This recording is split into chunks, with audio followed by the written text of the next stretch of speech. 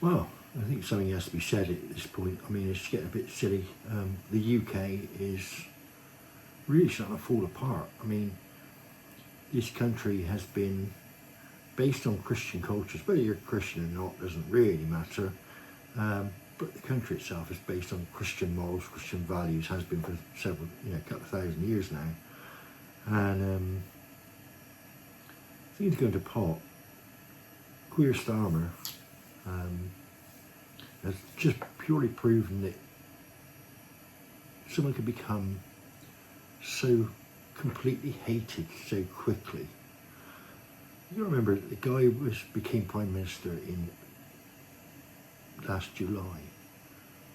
That's not that long in politics. I mean, nobody really liked him when he came in. He was kind of voted in, he wasn't really voted in.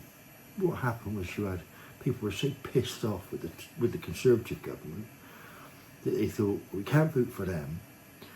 They wanted to vote for reform because it's totally different and it's centre-right, not far-right, queer, centre-right.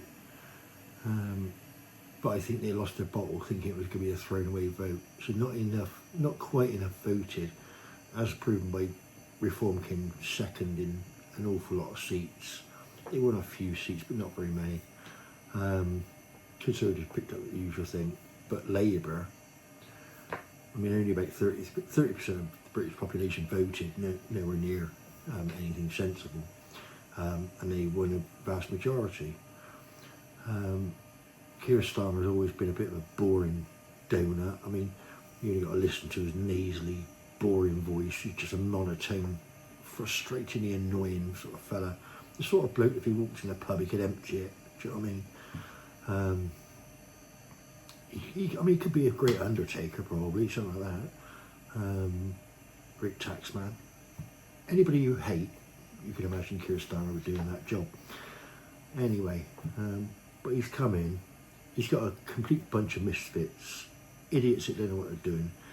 Ed Miliband, we all knew he was a moron before, and now he's on the climate con. He doesn't think that people know that his brother owns all these electric companies and electric farms and all the rest of it. And he's just there basically just destroying everything in sight, talking about climate con as if it's real and it's bullshit and all the rest of it.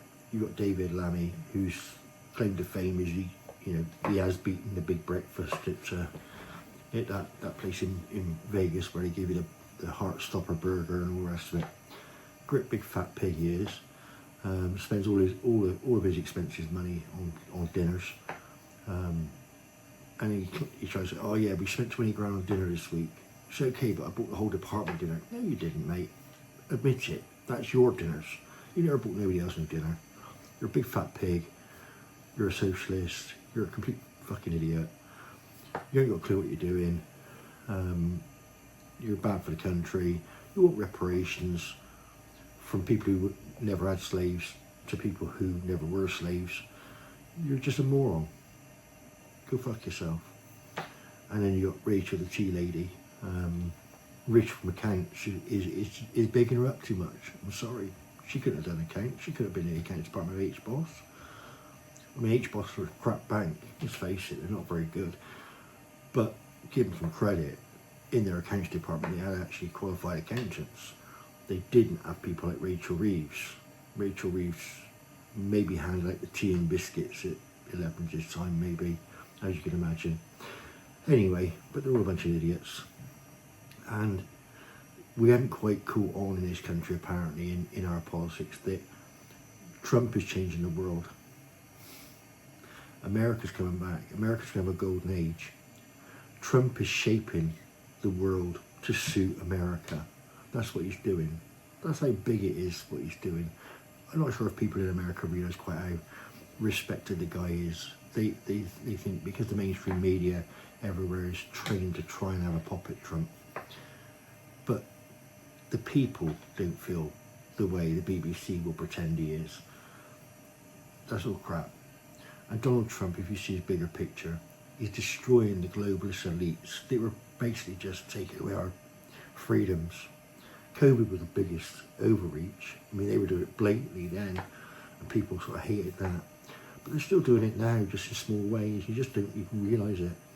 And before you know it, we'd be out of control. And Trump's taken that away. He's taken away the power. And he's empowered people like Giorgia Meloni, Donald Tusk and people like that to seize control as well and start attacking from the smaller sides of Europe. So things are changing. And Britain has to be brought into that line.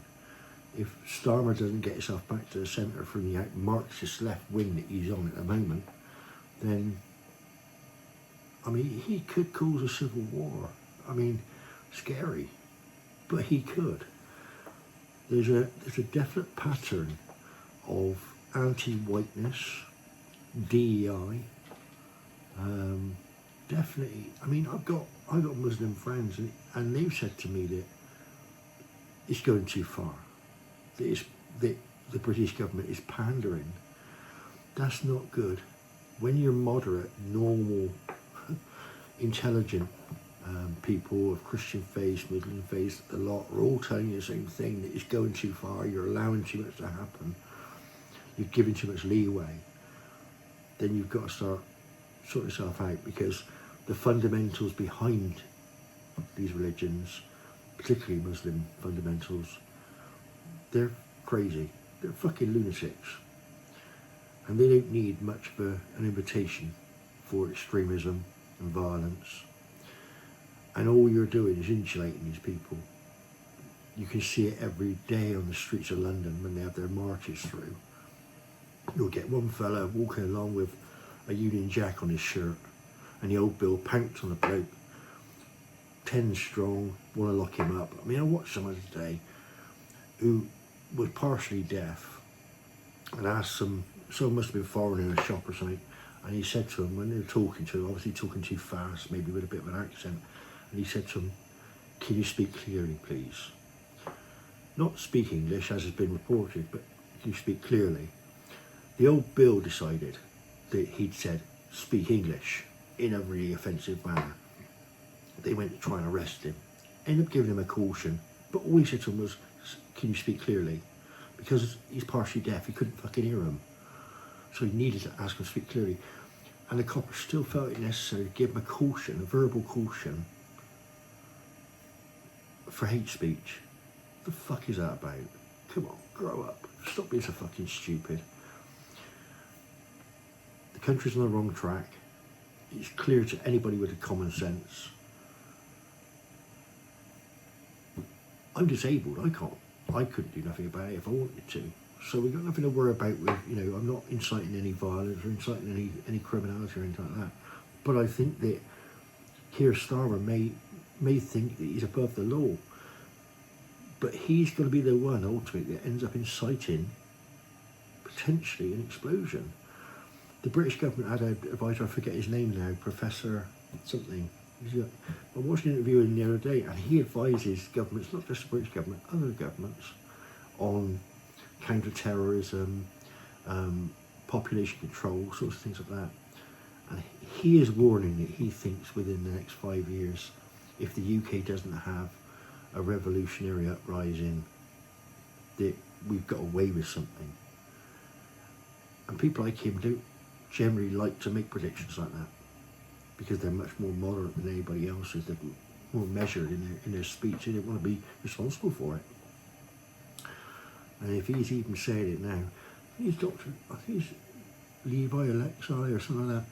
Anyway, if he's saying it, you've got to take heed of it. Something could happen if we're not careful. Things have to get back to where they are. If you come to this country, illegally or legally, whatever happens, you've got to fit in. And you've got to fit in with us. We haven't got to fit in with you, you've got to fit in with us. Secondly, illegal immigration is at too high a level. There's always going to be some. There's been people crafty getting in. You're not going to stamp it all out. But we should not be welcoming them. We shouldn't be giving them money. We shouldn't be putting them up in 4-star, 5-star hotels. We shouldn't be giving them phones and cash and benefits and, hey look, need your teeth sorted out. Whip down the old NHS dentists for free and all the rest of it. If you're illegal, you should be arrested, put on a boat, fired off home, or off to the nearest friendly place. Plus the fact if you're Muslim, you wouldn't want to come to a predominantly Christian country, really. I would imagine a Muslim country better your thing, so maybe we should be firing them off to a Muslim country. Trouble is, of course, these are troublemakers, and the Muslim countries know it. That's why Muslim countries don't want them. They won't take them. But we are. We're dumb enough to be taking these people. And we're going to regret it one day. We really will, I think. There's no two ways about it. We're regretting it already. If you look at crime statistics, it's very clear where the crime comes from. It's not being racist to point it out.